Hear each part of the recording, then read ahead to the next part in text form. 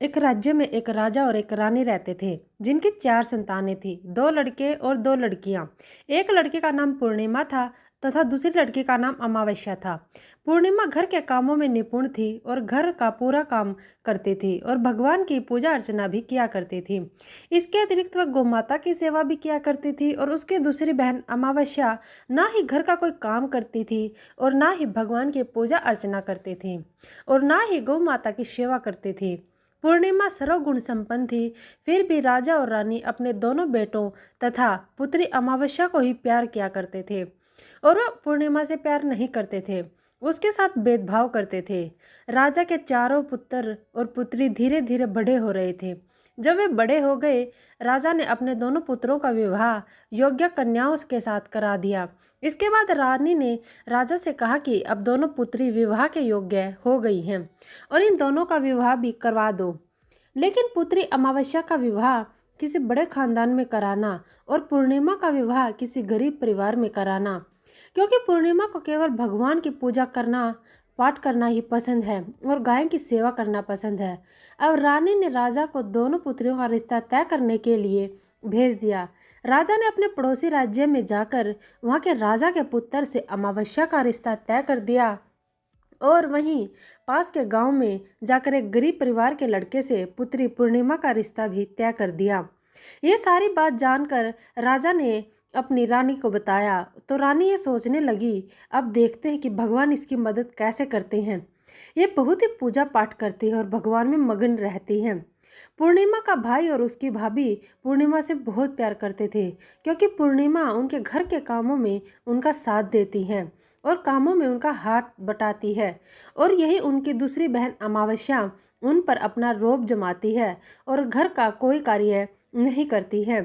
कुछ समय बीत जाने के बाद दोनों पुत्रियों का विवाह हो जाता है। राजा और रानी की विवाह के बाद अपनी दोनों पुत्रियों को विदाई देते हैं। विदाई देते समय राजा और रानी पुत्री अमावस्या का बहुत सारा धन और दौलत देकर विदा करते हैं और पूर्णिमा को कुछ भी नहीं देते, खाली हाथ अपने घर से विदा करते हैं। इसके बाद दोनों बहनें अपने अपने ससुराल को चली जाती हैं। कुछ दिन बीत जाते हैं और एक दिन अमावस्या अपने घर पर शिवजी की कथा रखती हैं, जिसमें वह सभी गांव वालों को निमंत्रण देती हैं और अपनी बहन पूर्णिमा को नहीं बुलाती। जब गांव की सभी औरतें अमावस्या के यहाँ जाती हैं तो यह सब दृश्य पूर्णिमा अपने घर के दरवाजे के बाहर बैठकर देख रही होती है। तब वहां से गुजर रही औरतें पूर्णिमा से कहती हैं, तुम्हारी बहन के यहाँ शिवजी की कथा रखी है, क्या तुम नहीं चलोगी? पूर्णिमा ने कहा, मुझे निमंत्रण नहीं आया है, मैं नहीं जा सकती। सभी गांव की औरतों ने पूर्णिमा से कहा, बुलाया नहीं तो क्या हुआ, भगवान शिव की कथा है, तुम हमारे साथ चलो। गांव की सभी औरतों की बात मानकर पूर्णिमा भी उनके साथ भगवान शिव की कथा में अमावस्या के घर चली जाती है। जब अमावस्या की नज़र पूर्णिमा पर पड़ती है तो वह कहती है, तुम यहाँ कैसे चली आई? मैंने तो तुम्हें नहीं बुलाया था। खैर कोई बात नहीं, अब तुम आ ही गई हो तो चुपचाप बैठी रहना। और यह कहते हुए अमावस्या पूर्णिमा की गरीबी का भी मजाक उड़ाया। पूर्णिमा की आंखों में आंसू आ गए और रोते रोते मन ही मन में पूर्णिमा भगवान शिव से विनती करती है, हे भगवान, क्या पूजा पाठ करना गलत है? गौ माता की सेवा करना गलत है? आखिर मेरी गलती क्या है? आप मुझ पर अपनी कृपा दृष्टि कब बनाएंगे? पूर्णिमा बार बार भगवान शिव से यही कहती रही। इतने में शिव कथा पूरी हो जाती है और अमावस्या भगवान का प्रसाद बांटने लगती है। वह सभी लोगों को प्रसाद देती है, लेकिन पूर्णिमा को वहां प्रसाद नहीं देती। पूर्णिमा बिना प्रसाद के ही अपने घर लौट जाती है। रास्ते में वह सोचते हुए चलती है कि यदि बच्चे उससे कथा का प्रसाद मांगेंगे तो उन्हें क्या जवाब देगी। उसने सोचा था कि वह अपने मायके, अपने भाई और भौजाई के यहाँ जाएगी और वहाँ जाते हुए बच्चों के लिए कुछ लेकर आएगी। ऐसा सोचते हुए वह अपने घर वापस लौट आई। घर वापस लौट कर आने के बाद वह अपने पति और बच्चों से कहती है कि वह अपने मायके जा रही है। पति ने कहा ठीक है और कुछ समय के बाद पूर्णिमा मायके के लिए रवाना हो गई।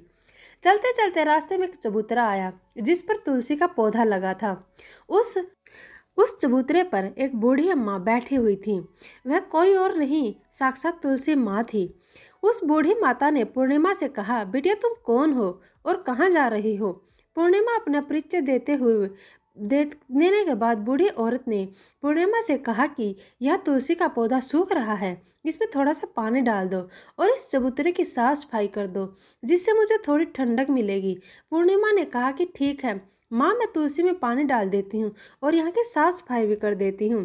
पूर्णिमा ने साफ सफाई करने के बाद बूढ़ी अम्मा को भी नहला दिया और बूढ़ी अम्मा की भी सेवा की, उनके पैर दबाए और बूढ़ी अम्मा से कहा कि माँ जी और बताइए मैं आपकी क्या सेवा करूँ, और कोई काम है तो बता दीजिए, मैं कर दूंगी। बूढ़ी अम्मा ने कहा कि कुछ नहीं, अब तुम जाओ और वापस आते समय मुझसे मिलते हुए जाना। पूर्णिमा ने बूढ़ी अम्मा से कहा ठीक है अम्मा जी, मैं जाती हूँ। वापस आते वक्त आपसे मिलते हुए जाऊंगी। कुछ समय आगे चलने के बाद एक शिव मंदिर आया। वहां पर उसे एक बूढ़े बाबा मिले जो मंदिर के बाहर बैठे हुए थे। वह कोई और नहीं, साक्षात भोलेनाथ थे। उन्होंने पूर्णिमा से कहा कि कहाँ जा रही हो बेटी, तुम कौन हो? तब पूर्णिमा ने अपना परिचय दिया। फिर उस बूढ़े बाबा ने पूर्णिमा से कहा इस चबूतरे की और इस मंदिर की सफाई कर दो। तब पूर्णिमा ने मंदिर की और चबूतरे की सफाई कर दी और वहां पर पूजा पाठ अर्चना भी की और साफ सफाई पूजा अर्चना के बाद उन्होंने बूढ़े बाबा को भी नहला दिया और उनसे कहा कि बाबा और कोई काम हो तो बताइए। तब बूढ़े बाबा ने कहा नहीं बेटी, अब तुम जाओ और वापस आते वक्त मुझसे मिलते हुए जाना।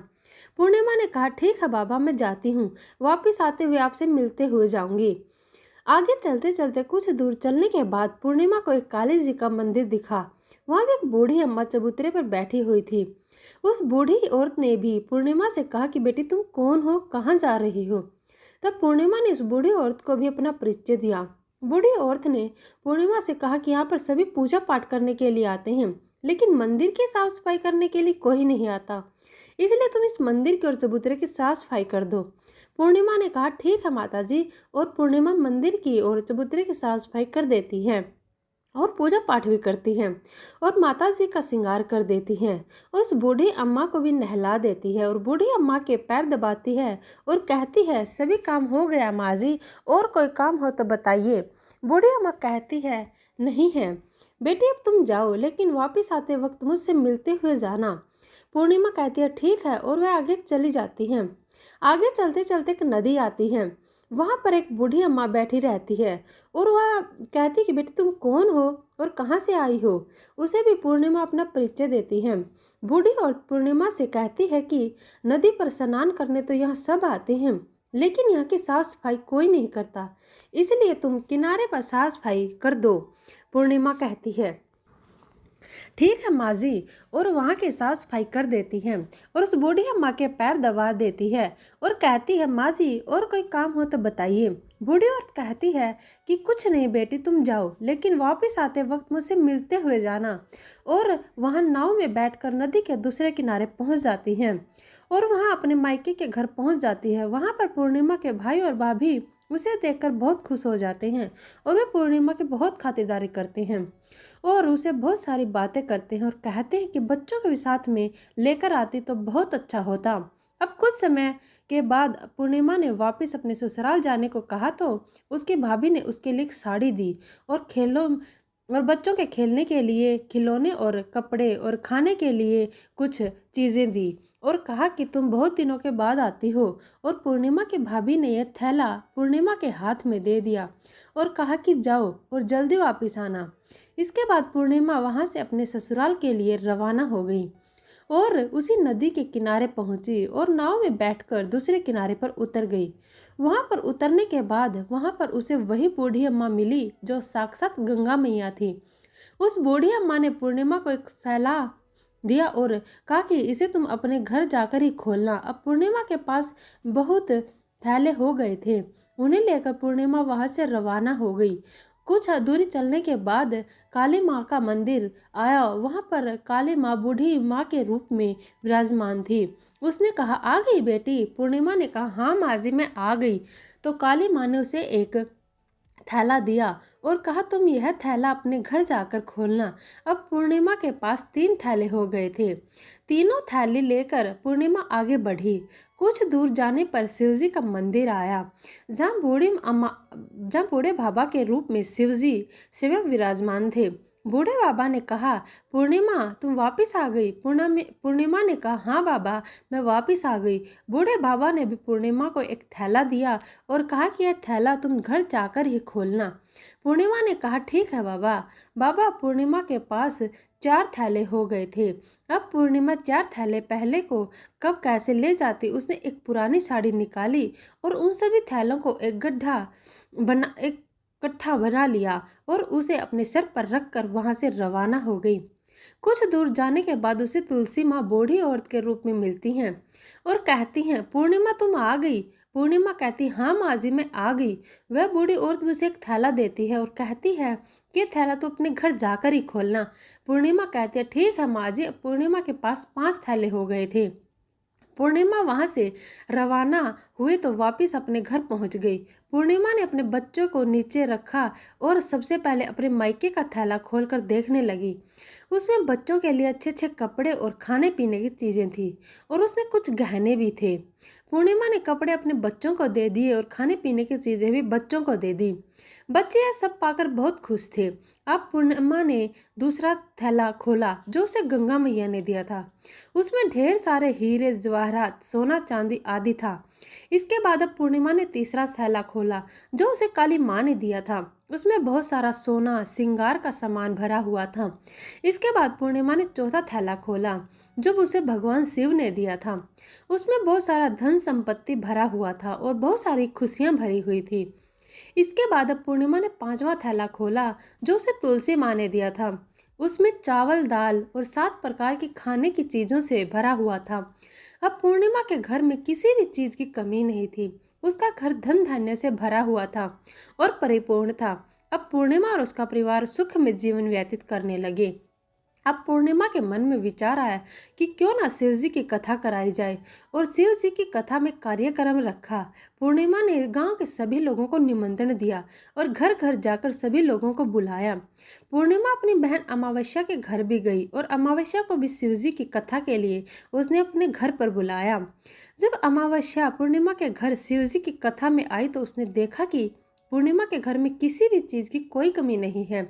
इतना सारा धन दौलत देखकर अमावस्या आश्चर्यचकित हो गई। उसने पूर्णिमा से कहा कि तुम्हारे घर में इतना धन और दौलत कहाँ से आई।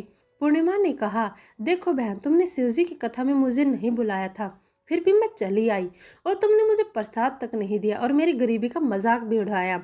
उसके बाद मैं अपने घर आ गई और घर आते हुए मन ही मन मैं सोच रही थी कि अपने मायके जाऊंगी और मैं अपने मायके चली गई और कुछ घटना इस बीच हुई। वह सभी घटना अपनी बहन अमावस्या को बताती हैं। तो अमावस्या कहती कि तुम भी मुझे प्रसाद मत दो, मुझे डांट लो। लेकिन पूर्णिमा ने कहा कि यह तो भगवान का प्रसाद है, मैं तो सबको दूंगी और तुम्हें भी दूंगी। फिर भी अमावस्या ने प्रसाद नहीं लिया और वह सीधे अपने घर चली गई। घर जाकर अपने बच्चों से कहकर वह अपने मायके जाने के लिए तैयार हो गई और मायके के लिए निकली गई। उसे भी रास्ते में चलते चलते तुलसी माँ मिली जो चबूतरे पर बूढ़ी माँ के रूप में बैठी हुई थी। बूढ़ी माँ ने अमावस्या से कहा कि बेटी कौन हो तुम और कहाँ जा रही हो। अमावस्या ने अपना परिचय दिया। बूढ़ी माँ ने कहा, बेटी यह तुलसी का पौधा है, सूख रहा है, इसमें थोड़ा पानी डाल दो और इस चबूतरे की साफ सफाई कर दो। इस पर अमावस्या ने कहा, बुढ़िया तुझे दिखाई नहीं दे रहा कि मैं कितनी महंगी साड़ी पहन रखी है, ये गंदी हो जाएगी। ऐसा कहकर वहां से चली गई और आगे जाने पर उसे भगवान शिव मिले जिसे भी उसने ऐसा ही कहा। उसके बाद आगे जाने पर उसे काली माँ मिली जिससे भी उसने यही सारी बातें कही। आगे जाने पर उसे गंगा मिली जिसे भी उसने यही सब कहा और आगे चली गई। इसके बाद अमावस्या जब नाव में बैठने लगी तो उसे नाव में फूलों की जगह कांटे भरे थे और उसके पैरों में चुभ रहे थे। किनारे पर उतरकर वह अपने मायके चली गई। जब वहां उसकी भाभियों ने तथा भाइयों ने देखा तो मन ही मन कहने लगे कि काम की ना काज की, 2.5 मन अनाज की। अब आ ही गई है तो ठीक है।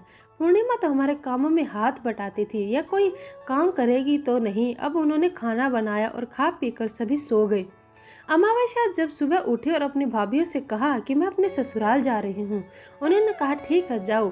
अमावस्या बोले, पूर्णिमा को तो तुमने एक थैला दिया था, मुझे कुछ नहीं दोगे क्या भाई और भाभी। भाभी ने कहा कि तुम घर जाओ, थैले तुम्हारे घर पहुँच जाएंगे। फिर अमावस्या वहाँ से निकल गई और नदी के किनारे पर पहुंची।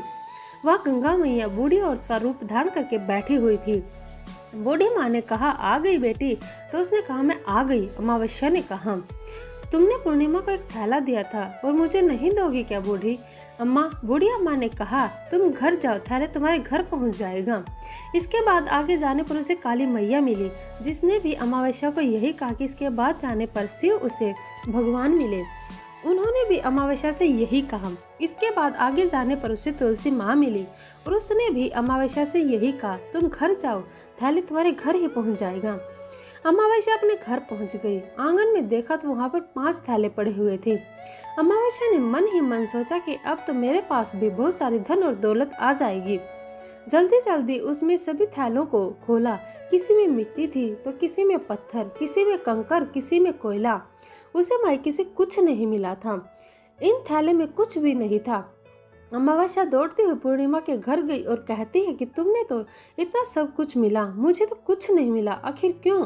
तो पूर्णिमा कहती है, जब मैं अपने मायके जाती हूँ तो अपनी भाभीयों के साथ उनके कामों में हाथ बटाती हूँ, उनके साथ मिलकर काम करती हूँ, लेकिन तुम ऐसा कुछ नहीं करती, उनकी इज्जत भी नहीं करती, इसलिए वे तुम्हें भला क्या देंगे।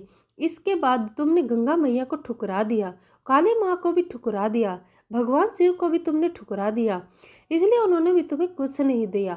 अमावस्या कहती कि बहन, तुम मुझे माफ कर दो, मैंने तुम पर हमेशा अत्याचार किया है, मुझे कुछ नहीं मिला तो कोई बात नहीं, मैं भी भगवान शिव की भक्ति करूंगी और सब कुछ प्राप्त कर लूंगी, मुझे इन सब चीज़ों का रहस्य बताओ। तो पूर्णिमा ने कहा कि तुम 3 सूत्र का ज्ञान ले लो और उसकी कथा करना। पहले सूत्र में दया मांगना, दूसरे सूत्र में कथा मांगना, तीसरे सूत्र में 108 बार ओम नमः शिवाय का जाप करना।